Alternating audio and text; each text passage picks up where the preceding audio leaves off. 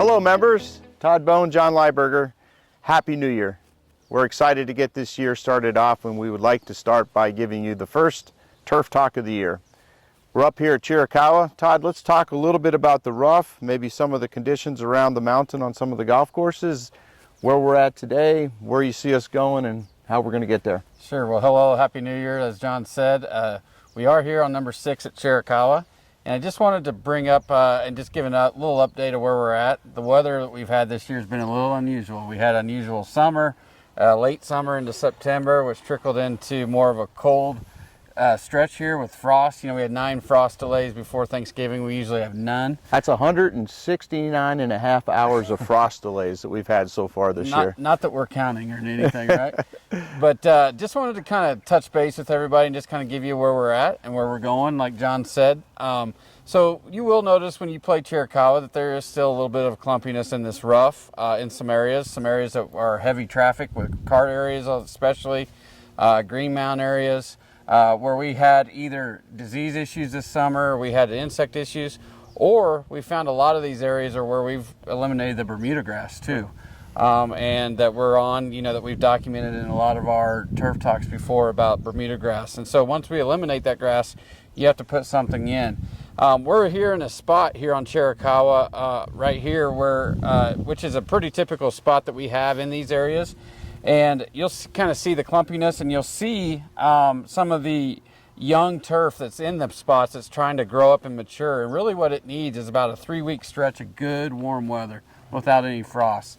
The frost and the cool weather have lowered the soil temperatures. We're right around 41, 42 degree soil temperatures right now, which is pretty cold for this time of year. So what's that soil temperature have to be for that grass to really get kind of prolific? We got to get it up to around 55 to 60 to really grow. Your Bermuda grasses will start growing at 65. The cool season grasses will start really growing at 55, 60. Okay. They may start peaking up a little bit in 50. We are doing some things though as our team with some tricks that we're trying to do with some fertilization, some sprays that we do, some steroids, some things that we're doing on this turf to try to get to move. We have seen some movement. It just hasn't been like that we wanted to see in a normal year that we would have had. We lost a very important stretch of weather between October and Thanksgiving, where we normally get outstanding growing conditions. That 4-week stretch is very critical to us, and that was with the early frost this year, that was kind of hindered. That was tough. That was really tough. So you see this soil temperature starting to come up sometime in that February once we get through kind of the frosty, cold nights and in first part of March, and then really kind of taking off at that time? Yeah, so I think if we get 3 weeks of good solid weather, a lot of this stuff's going to subside or disappear. I'm not going to say it's all going to be gone. You'll never hear me say that. Sure. But it'll be a lot better playing condition. We're getting the heights mowed down here, which is helping too, and helping the transition, helping it look more consistent. So we're continuing to interseed. We've done a ton of seed. There is so much seed on the ground in these areas right now waiting to go. We just need Mother Nature's help right now here at CHIRICAHUA. And now that we're past December 21st, the days are getting longer. That's right. You know, so those days that have short sunlight where you're really hampered by the ability to get that grass growing and warming up quick, you'll have a longer stretch of warmer period of daylight. So I think that'll be helpful. Very, very much so. Yeah. Great. What about Apache? So Apache, we kind of have similar things in similar spots on a little smaller scale than we do up here at CHIRICAHUA. We've had a lot of new sod that we put into Apache. We've taken out a lot of big spots of Bermuda grass that we had close to greens, that we removed a lot of the sod out of, or that we removed a lot of the Bermuda grass, put new sod. And so it's just taking a little time just like this to grow and develop, but it's primed up, ready to go as soon as the weather switches, along with everything else. I gotta tell you, the fairways up here look really good. The fairways at Apache and CHIRICAHUA are great. Yeah, that's terrific. How about Renegade? How's Renegade? So we've got all 18 holes open at Renegade, so celebrate that. Number 1, number 5 opened about a week ago. We continue to hear very positive things about Renegade from our players, so I hope that everybody finds that to be a lot better playable golf course. The condition as well. Steven and his team have done just an unbelievable job down there, and I'm really excited for that for the rest of the year. you know, it's still a young golf course, so we still got to watch the cart traffic, keep the cart traffic off, just like what we were talking about here at CHIRICAHUA and Apache with the cool season grass. We just need some warm weather to come up and get in. And I'll know more about a date when we'll talk about carts once I see the grass start growing. You know, we're only mowing grass down there like every 3 weeks.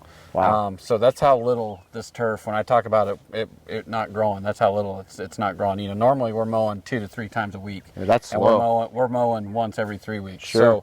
So that's kind of the stretch we're in. This day like today is going to help us a lot.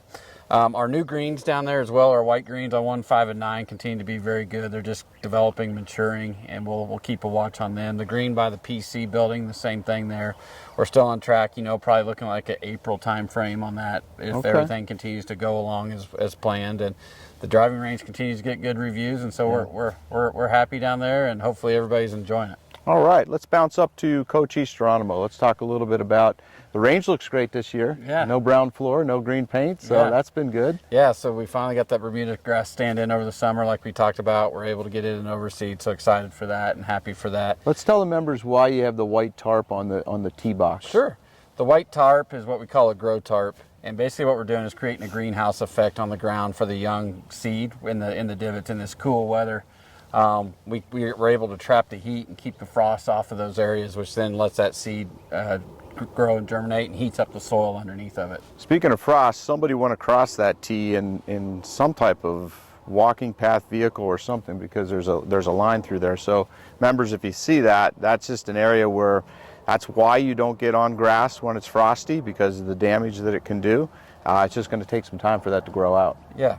So Geronimo and Coach East. Yep. So we did our overseed. We've had pretty good success. It really took nicely to the overseed, and then the frost hit and held the overseed down. So the ryegrass just hasn't pushed out in what we call tiller out, which is leaf out or mature out. I think we got to like the 2 to 3 tiller stage, and there's usually 4 tiller stages in the maturity of a ryegrass plant. And so just like everything else that we've been talking about, you kind of pick up the theme for today. The cooler weather has slowed us down. We do have some areas in the fairways at Geronimo where we got some Bermuda grass poking through to where the ryegrass just didn't come through, whether it was head coverage with our old irrigation heads down there, water coverage. We've been noticing that around some of our heads. It's a little more prevalent, which that leads us to believe it's some of our older watering system and heads. We'll continue to nurse those around. We're going to hide them in pigment and not have them notice. That's pretty common. I mean, there's a lot of people in the valley, a lot of superintendents I've talked to that have done that and have that condition this year, especially this year right now. There's some people that go and overseed a lot heavier than we did down there, but they don't transition as much in the summer like we do. Their transition is a lot slower and not quite as good a summer transition. They don't care about summer play. Yeah, they don't have as much summer golf as we do. So there's a lot of variances and differences throughout the valley when it comes to that. And then Cochise is a little bit of the same. Cochise came in well, looks great, it's playing well. We've had a huge outbreak of poana on that golf course, which goes back to overseeding and not giving it a break, and back to what I've been kind of the song I've been singing since I've been here. So I think it's been 11 years since that golf course hasn't been overseeded, and you can go out and see it. So we're going to be doing some things to control poana, try to set it back. You may see some funky colors going on out there here before too long. We'll try to mask it as much as we can as we work on this POA, because you know, our hope is that this year, that, you know, with everything with the vote coming in April and stuff, that we're going to try to hold on to this ryegrass through, not have a transition, keep the course open. So there's some different techniques and things that we got to do this year down there. But excited for it all.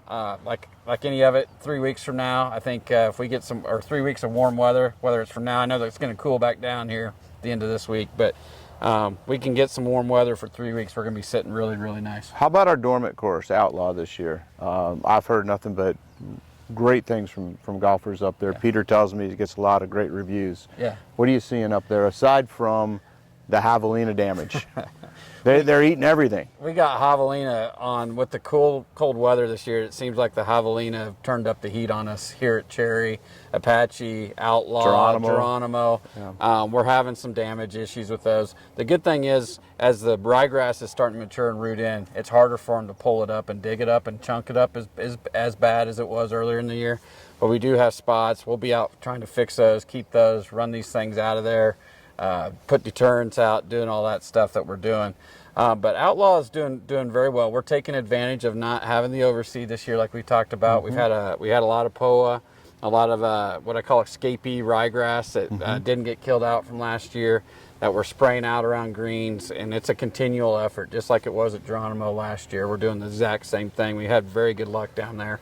Our poa annua population on Geronimo this year, by the way, in the fairways is pretty minimal. We have a few isolated areas, but it was very successful what we did, and just proves to me that program and how you do that needs to happen up here on the mountain when you see Cochise in the spot that it's in with the POA now. So, but Outlaw continues to be great. It's a fun golf course to play when it's firm and fast and running, and so heard a lot of good positives up there. Great. Well, as always, thanks to you and your team and for everything you're doing. And members, if you ever have any questions, please never hesitate to ask us. We're always here for you. We want to provide you the best playing conditions, the best experience, and just the greatest enjoyment that you can have, not only at the club but on the golf courses. So, Todd, thank you. Thank you.